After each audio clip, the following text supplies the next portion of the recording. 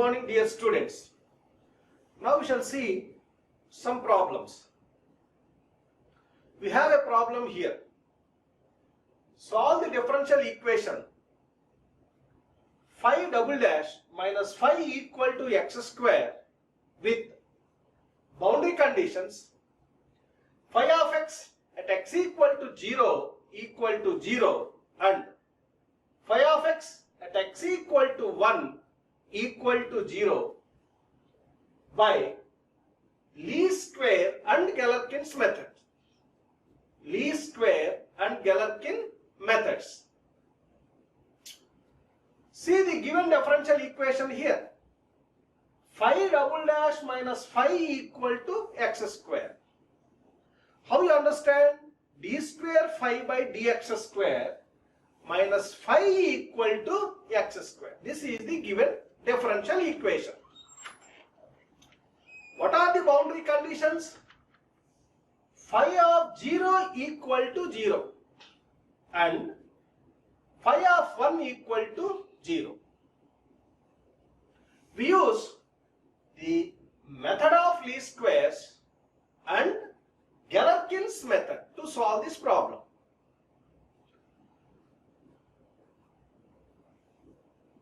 To provide solution to the given differential equation, we choose an approximate solution.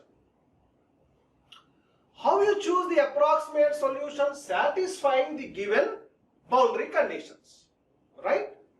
Now, how can I choose? I can choose an approximate solution like this.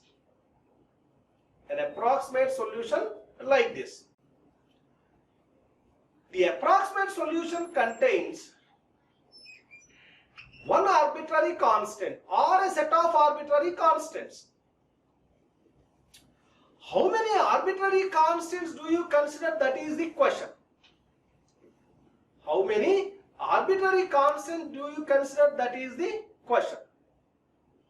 So here you can take one arbitrary constant or two arbitrary constants or three arbitrary constants, right?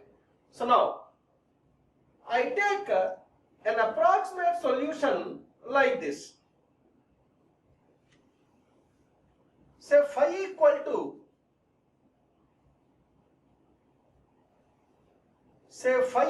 to x into say x minus 1 into say a plus bx. I can take the approximate solution like this, satisfying the boundary conditions. Let us see. So let us see. What are the boundary conditions? Phi of 0 equal to 0 and phi of 1 equal to 0. Right? Now, if you see the same approximate solution, phi equal to x into x minus 1 into a plus bx. At x equal to 0, phi is 0. First boundary condition is satisfied. When you put x equal to 1, phi equals 0. Second boundary condition is also satisfied. So therefore, this is the right choice. I say now, this is the approximate solution to the given differential equation. You may ask me, why you take two arbitrary constants? Why don't you take one arbitrary constant? Yes, it is possible with the method of least squares and also Galerkin's method. If I want one arbitrary constant in the approximate solution, I can take like this. Say phi equal to ax into x minus 1. Now, I take the first boundary condition. What it is? Phi of 0 equal to 0. Hence I put x equal to 0, then I get phi equal to 0. And second boundary condition, phi of 1 equal to 0. So therefore, I put x equal to 1, then I get phi equal to 0. Right? Now, I take one more example. Say this is the governing equation, say phi double dash minus phi minus x equal to 0. This is the governing differential equation. This example we take, subject to the boundary condition, say phi of 0 equal to 0 and phi of 1 equal to 0. Phi of 1 equal to 0. Take phi of 2, not phi of 1. Say phi of 2 equal to 0. These are the boundary conditions. Right? Now I choose the approximate solution to this governing differential equation. Let us try. I take one arbitrary constant, right?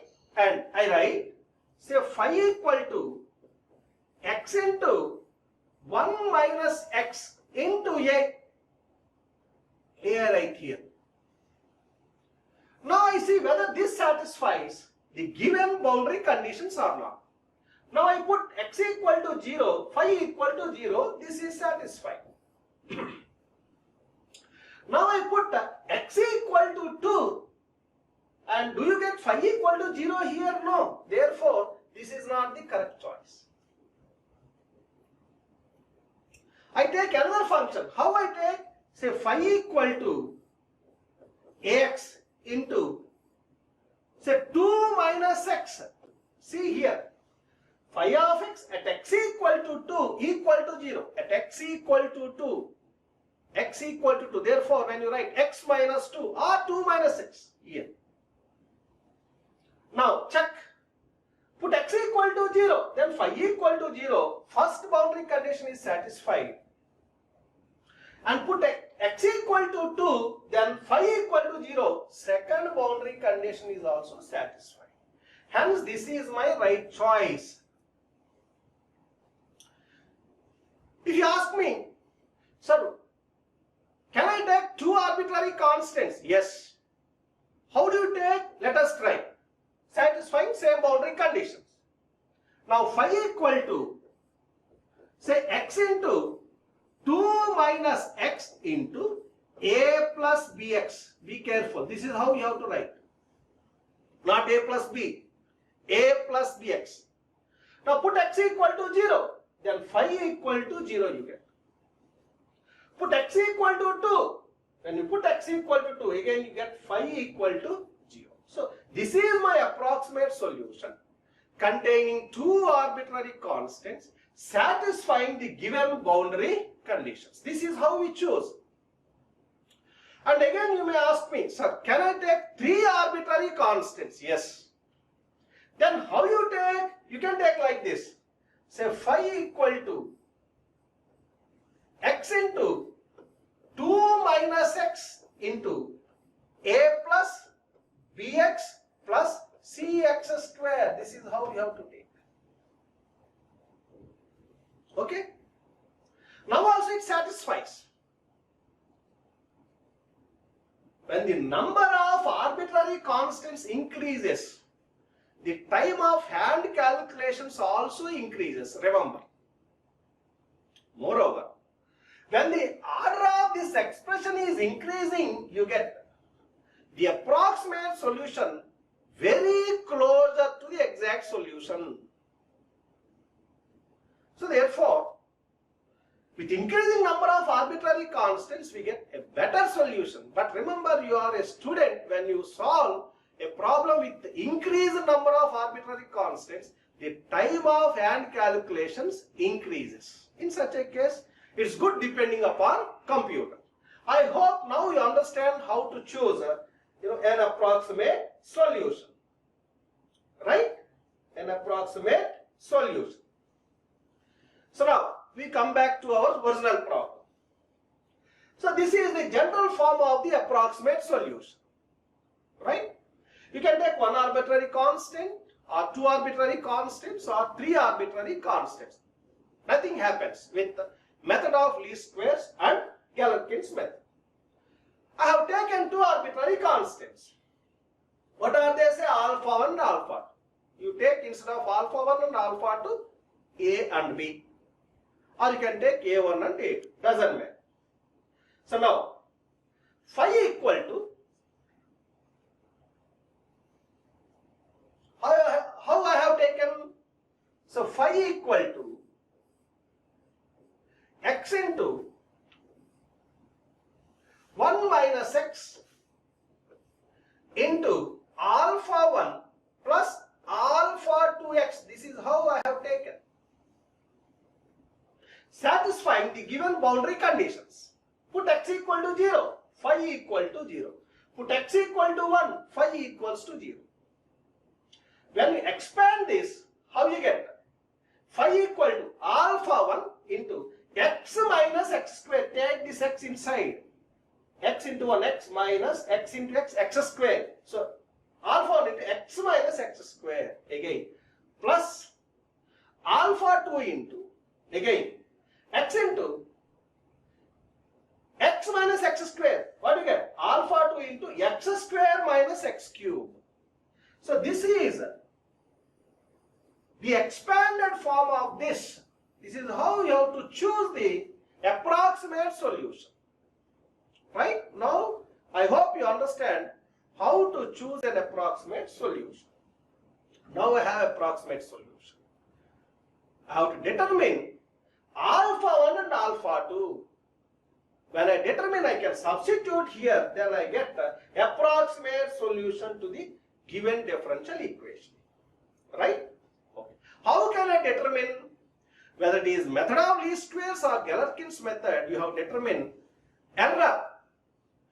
Error equals to left hand side of the given differential equation minus right hand side of the given differential equation. Error E, or you can say residue R, which equals to LHS minus RHS.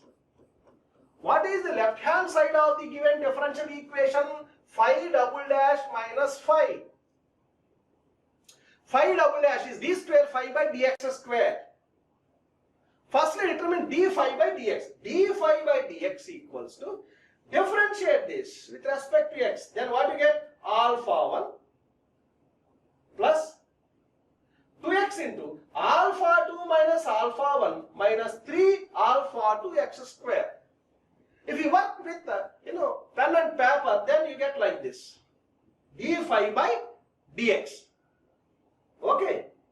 If you differentiate this once again with respect to x, you get d square phi by dx square.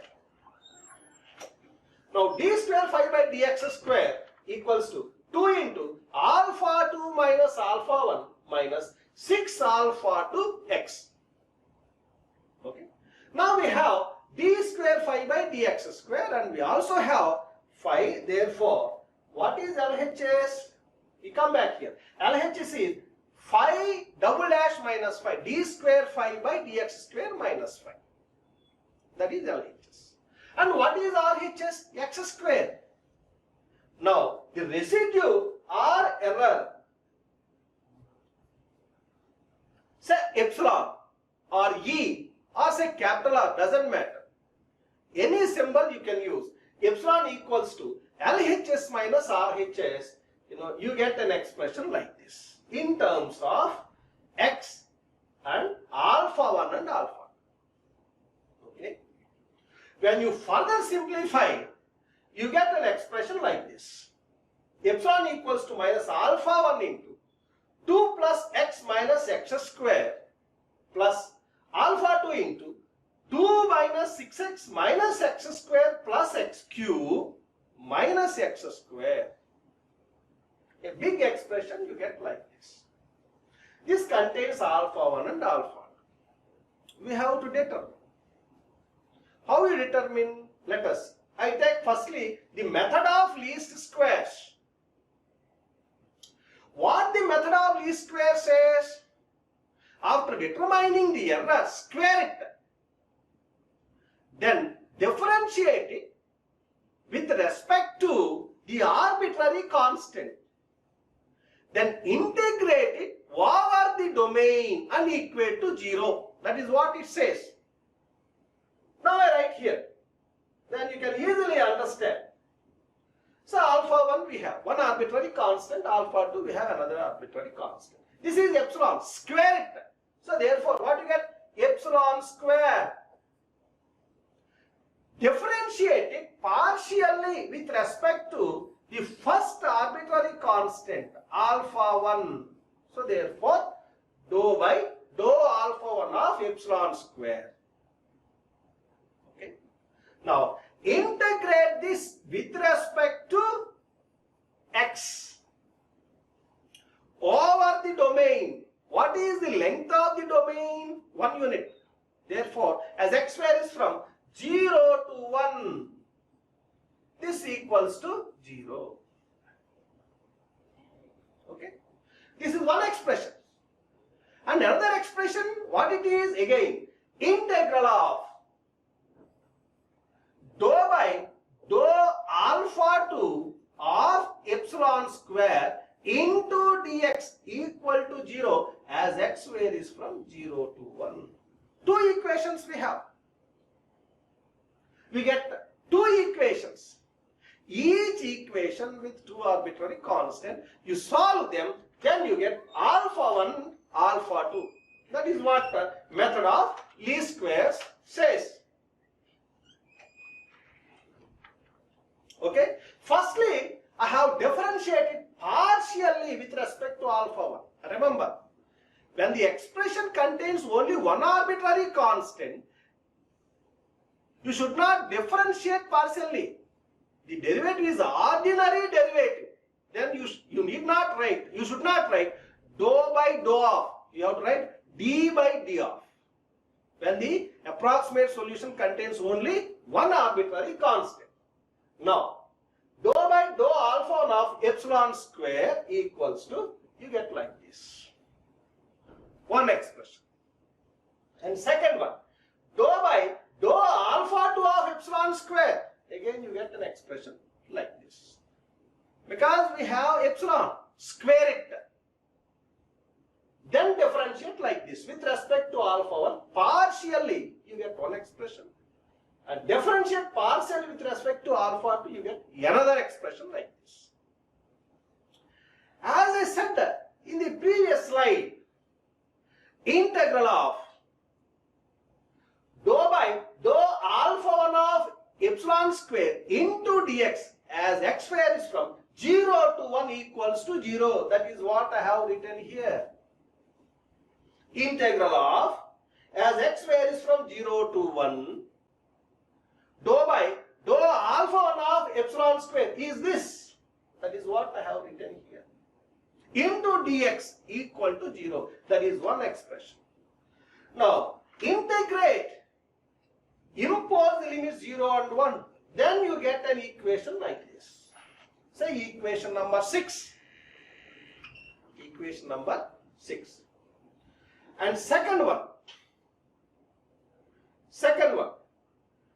Integral of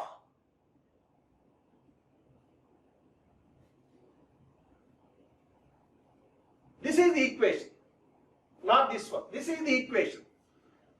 Integral of dou by dou alpha 1 of epsilon square into dx as x varies from 0 to 1.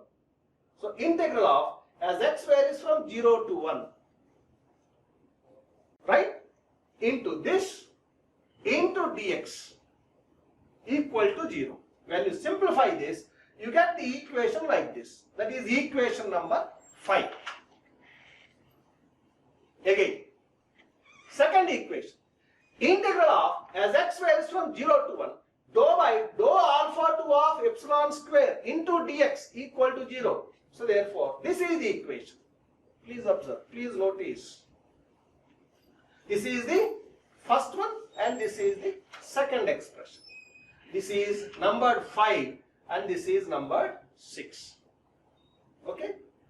When you solve both the equations, you get alpha 1 and alpha 2. Alpha 1 equal to minus 0.06284 and alpha 2 equal to minus 0.17903.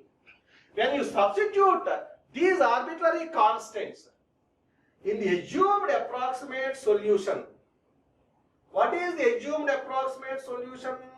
The assumed approximate solution is alpha 1 into x minus x square plus alpha 2 into x square minus x cube, or this one.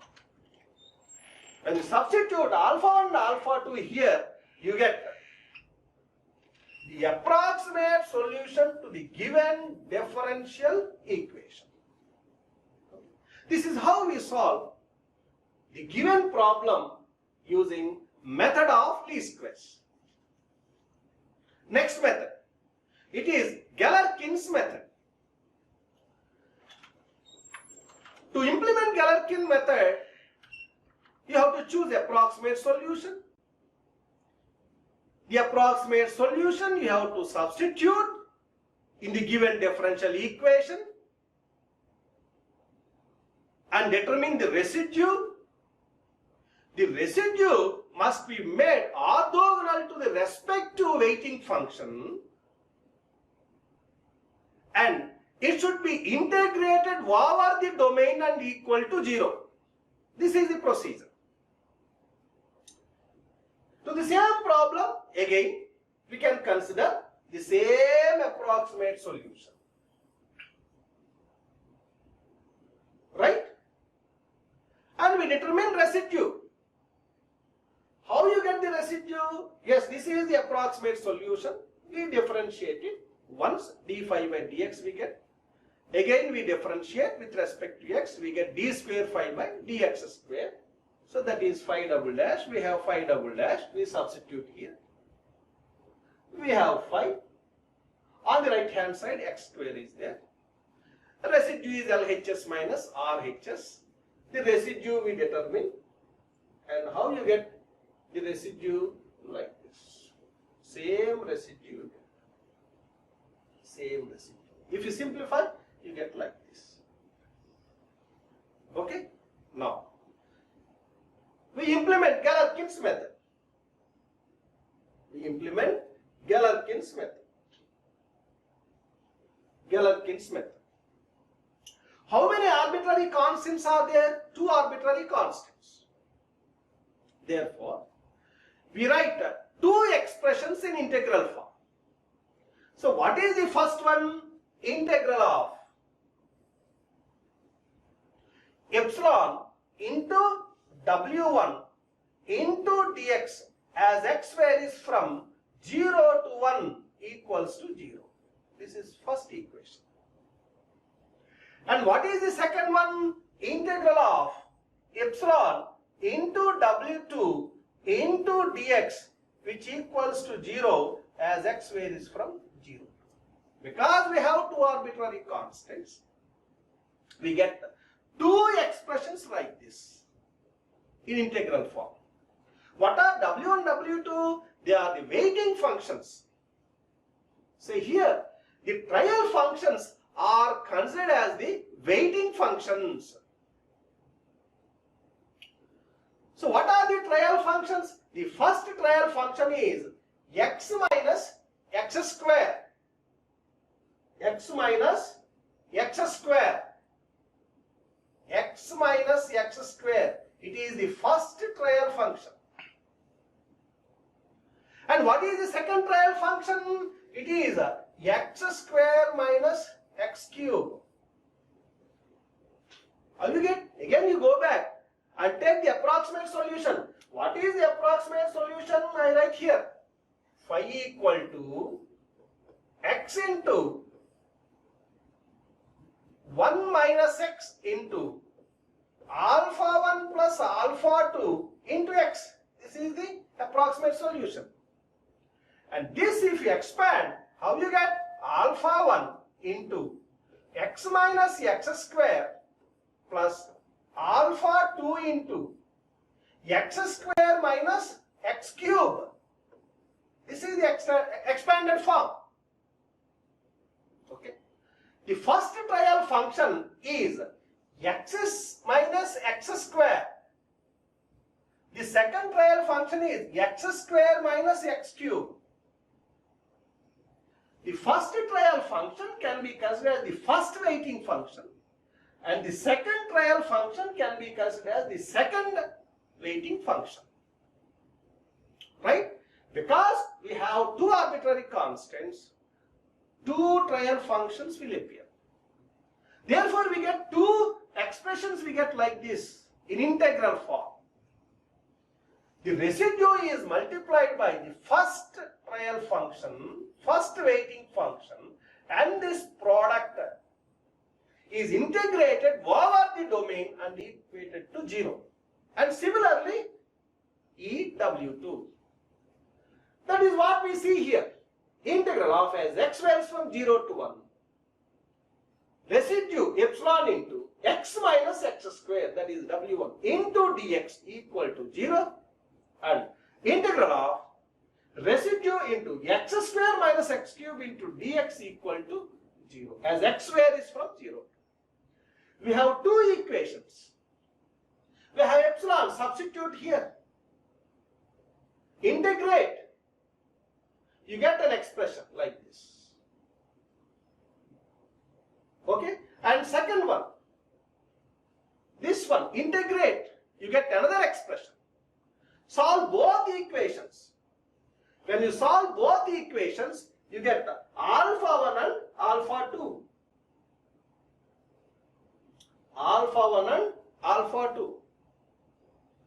If you substitute alpha 1 and alpha 2 in the assumed approximate solution, you get a solution like this, which is the approximate solution to the given differential equation according to Galerkin's method. Right? Thank you. Thank you very much.